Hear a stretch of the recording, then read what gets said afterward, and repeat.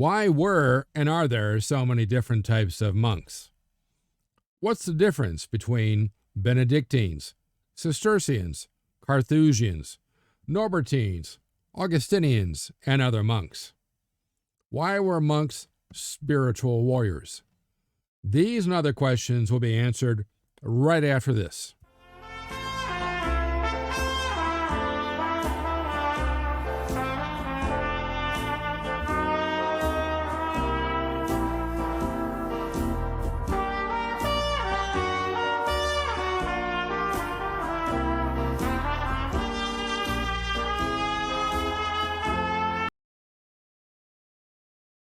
I am Professor Jerome Arkenberg, and I've been teaching a wide variety of history courses across this country for the past 30 years. In this video, I'm going to tell you about why there were so many different types of monks in the Middle Ages, the main medieval orders of monks, and the chief differences between these different monastic orders in the Middle Ages. At the end, I'll have the wrap-up quote on this video. But first, make sure to click like, share, and especially subscribe, and that little bell thingy, so I can continue to bring you more great videos just like this one.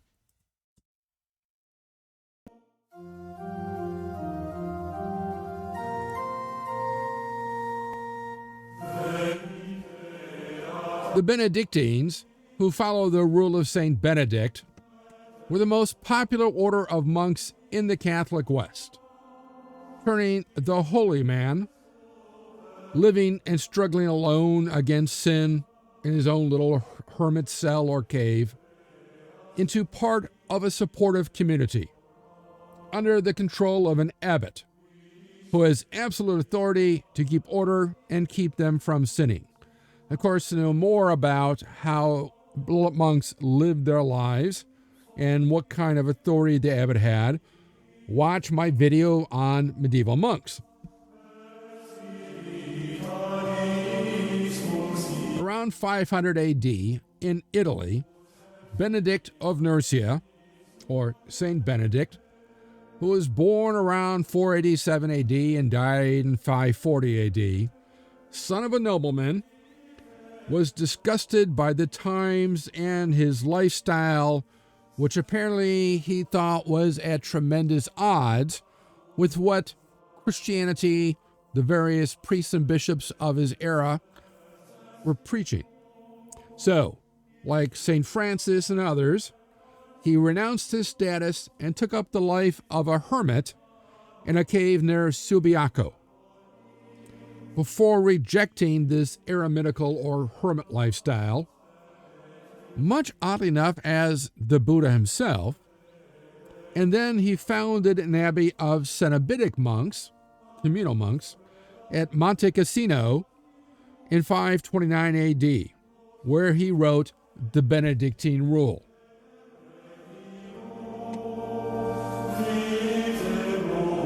Now, as I said, life as a Benedictine monk has largely been described by my lecture on life as a monk, and normally it was a rigorous life of austerity and prayer.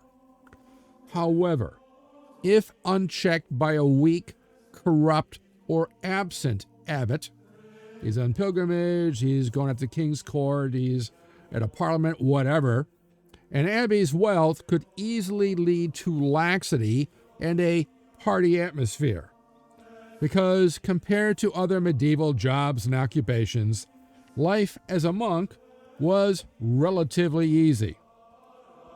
And this could easily turn into a life of luxury and wallowing in the 7 deadly sins. As you see here, the monk is offering his, looks like a giant penis, to a nun. Hey, sister, let's get down. Here a monk is playing apparently a love song to a local woman who is dancing or is ticked off by his cat calls, kind of hard to say. Here is a monk apparently assaulting a woman, or maybe just having his way with her. And of course, here we are Oh, here is the bishop, here's the abbot complaining, and oh my, two monks have, oh, this might look like a medieval threesome. Two monks and a woman who's might be a prostitute, might not be, kind of hard to tell. Still, pretty sad.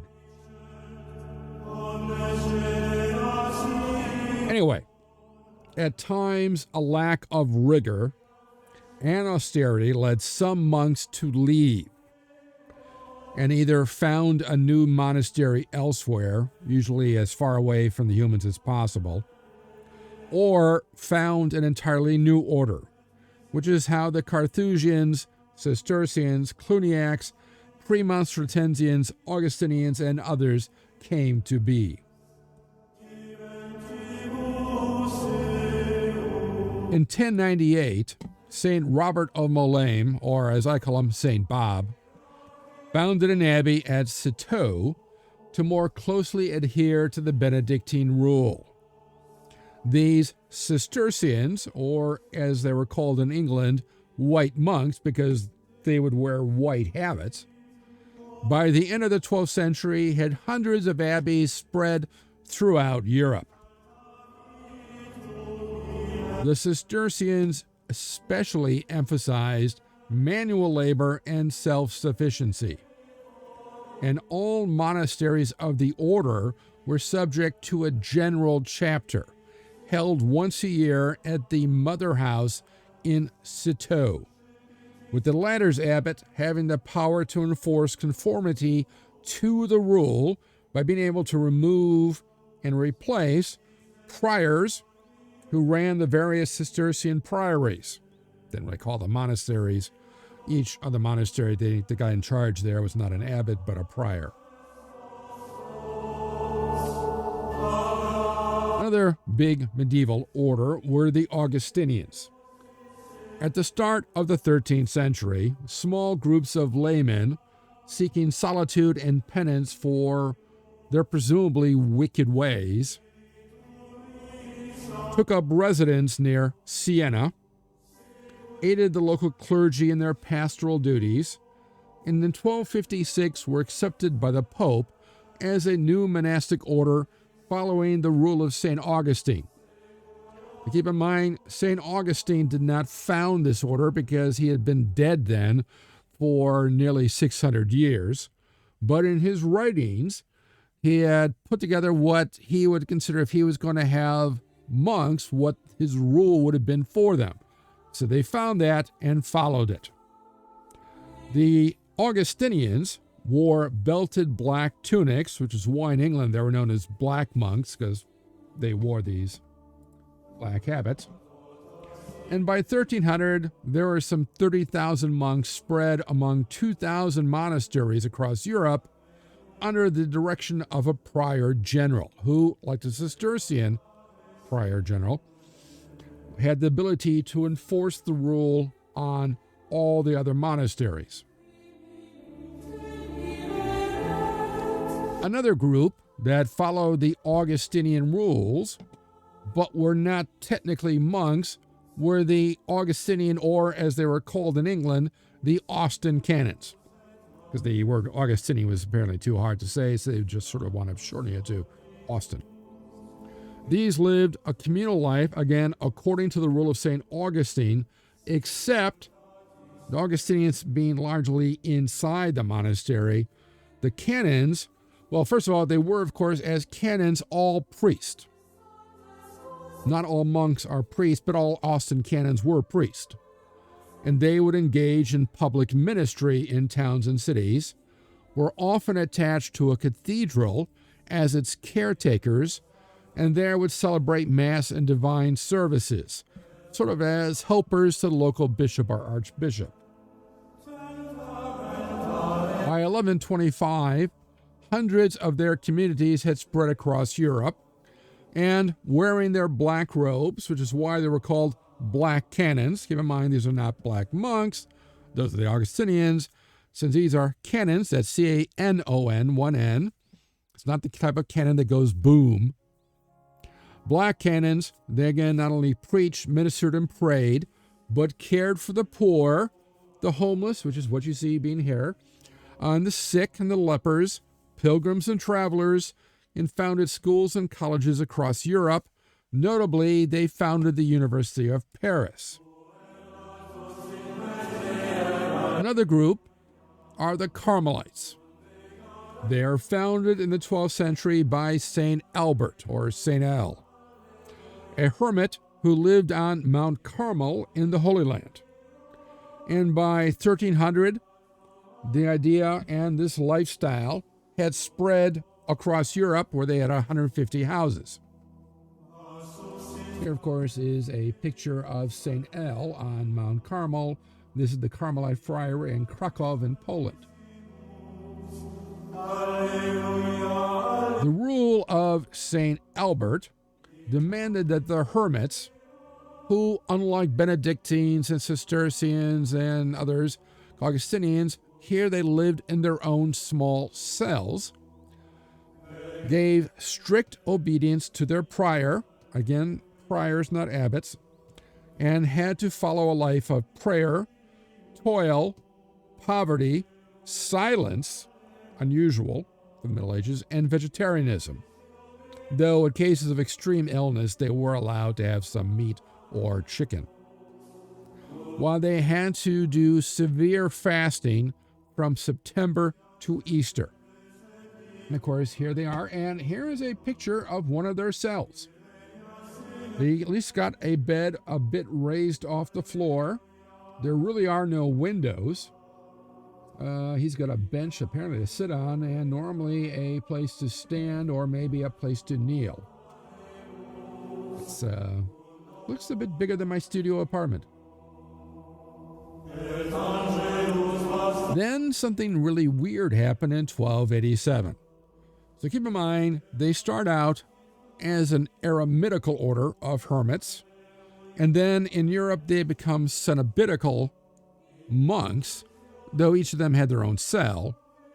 And then in 1287, one of their number, a guy named Simon Stock, who becomes St. Simon Stock, turns them into a mendicant order, where they would go out and wander around, so kind of a cross between Franciscan and Dominican friars. They had tunics of black and cloaks of white, and hence were called white friars.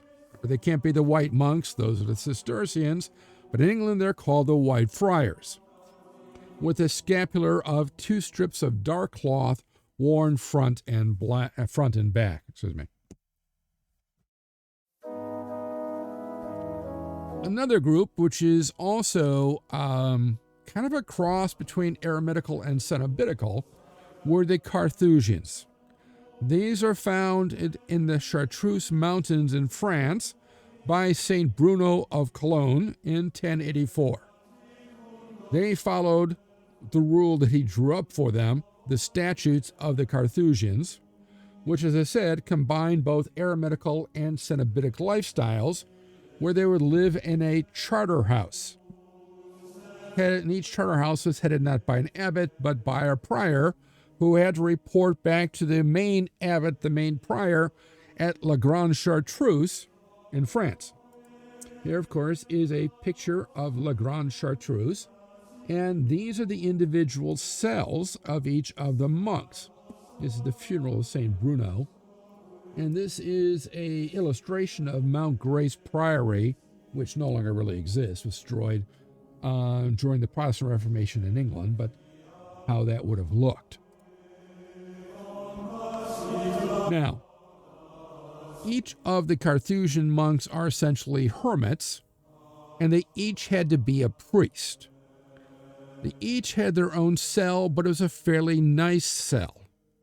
It was normally a 2-story little house. And you see that here. These are their cells, quote unquote, at the San Bruno Charter House in Italy. So this is a cell, and in one of these lives one of these Carthusian monks, and that is his garden. So each of these has where one of the monks lives. This is a cutaway view of what it would have looked like at Mount Grace Priory. So, On the lower floor would have been a workshop where they can maybe, like this one here, weave cloth, spin yarn, they can do carpentry work, something good manual labor. A room on the second had a bed. Here's the interior of a cell. You can see here at least. You don't see the bed. That will be in the next slide. The table. They have their own fireplace here.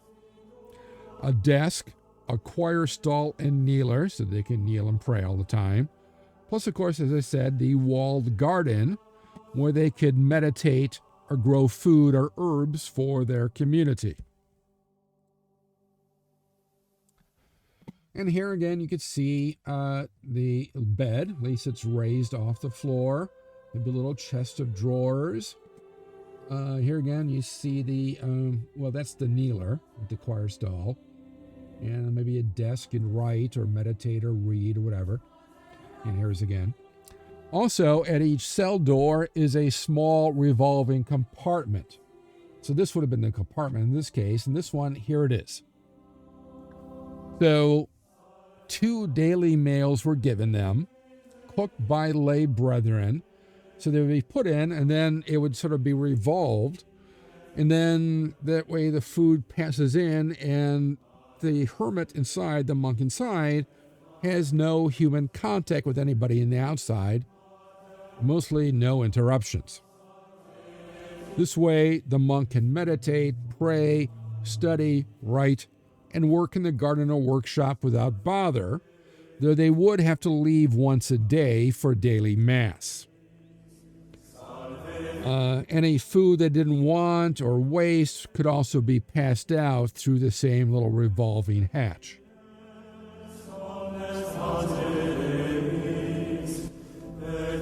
These Carthusian monks were only allowed to speak on long walks in the country, which they're allowed once in a while. They could be visited by their families once a year. And then biennially, there is a day-long communal recreation where they can visit and do other things with the other monks in the community. But they are normally to have as little contact as possible with outsiders because their main purpose is to pray. Now, as I said, there are lay brethren, essentially conversi, who work for them. They are to cook and clean for the monks, provide them with books. Normally, they do not copy the books, but the monk, they can find a new copy of them, they can provide them, or get a book out of their library and send it to the monk, and maintain the charter house, while they themselves, the sort of conversi, would live a communal lifestyle. So they would sleep together in your typical monkish dormitory. They don't get their own cells. They would eat together. You see that here. They would eat together here. And the dining room could also serve as a place to gather, but always in silence. And again, here is sort of your plan for the charter house. So the lay brethren would be here, and normally here's would be the main daughter. And then around the sides would, of course, be the individual cells or tiny apartments, as I like to call them, for the Carthusian monks. And the interior is, just your typical cloister garden where the brethren, the conversi, could hang out. Now, one of the last main groups that shows up as monks are the Premonstratensians. Whoa, that's a mouthful, huh? In England, they were known as the White Canons. Again, they would normally wear white, but they were canons, so of course that meant they were all priests. They were also known as the Norbertines, after their founder, Saint Norbertine, or Saint Norb. He founded the order at the main house in Premonstratensians near Lyon in France in 1120. Again, as a reform of the Cistercian orders. Remember, the Cistercians were a reform of the Benedictine order. So again, here is a life of preaching and pastoral ministry. So not just praying inside the monastery, they're essentially like the Austin Canons, but they're a bit different. By 1350, they had 1,300 monasteries and about 400 convents. There were also many other orders, small and regional, some of which no longer exist, some of which do. These, for example, would be the Paulines, the Gilbertines, and of course a picture of St. Gilbert of Sempronium. This is in England, they no longer survive. Stianists, Vallambrosians, Antonines, Grandmontines, Camaldolese, Aruisians, Valascolians, Saviniacs, Bartholomites, Penitentials, Celestines, the Hermits of St. William, the Order of the Holy Ghost, the Hieronymites, the Olivetans, and the Conceptionists.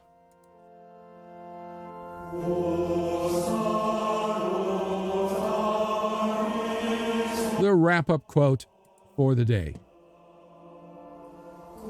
Brother John Le Bacon says that no fixed hour is observed for rising to matins, and this because the prior, albeit he fills the office of the sacrist, takes no care of the clock which this deponent did provide, and therefore it does not strike the hours by day and by night. Accordingly, the brethren do not rise at a fixed hour, but at the beck of the prior. Also, he says that the brethren do often go out of the house to the public taverns in the town and do drink and eat with secular folk. Also, that cloister is not kept at the due hours for meditation and reading. He says that the abbot, John Le Half-Devil, good name, has confessed to adultery with Mistress Joan Wellfed, Juliana Thousandpound, the wife of John Tourd, Ellis Grubhead, the wife of John Le Goatherd, Matilda Hogg, the wife of John Neckpain, and Matilda Black in the Mouth, the wife of Thomas Le Snoring. They had crazy names in the Middle Ages. The abbot comes not to choir for the canonical hours by day or night, nor comes he to chapter to correct transgressions, and by his improvident governance, the house is more than 200 pounds in debt. This is from the records of the visitation of the monastery of Dorchester, of the order of St. Augustine, of the Diocese of Lincoln in England in 1441.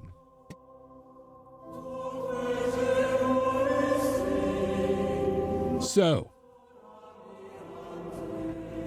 let me know what you think of this quote in the comments section below. Also, what you liked about this video, and what other historical topics or subjects you'd like to see in future videos. Be sure to click like, share, and especially subscribe, as it will help me bring you more great videos, and click on that little bell thingy so you'll know when the next History Waits for No One video is posted. If you want to know more, there are recommended studies on this topic in the description below, along with other ways to connect with me. Thanks for watching, and I'll see you in the past.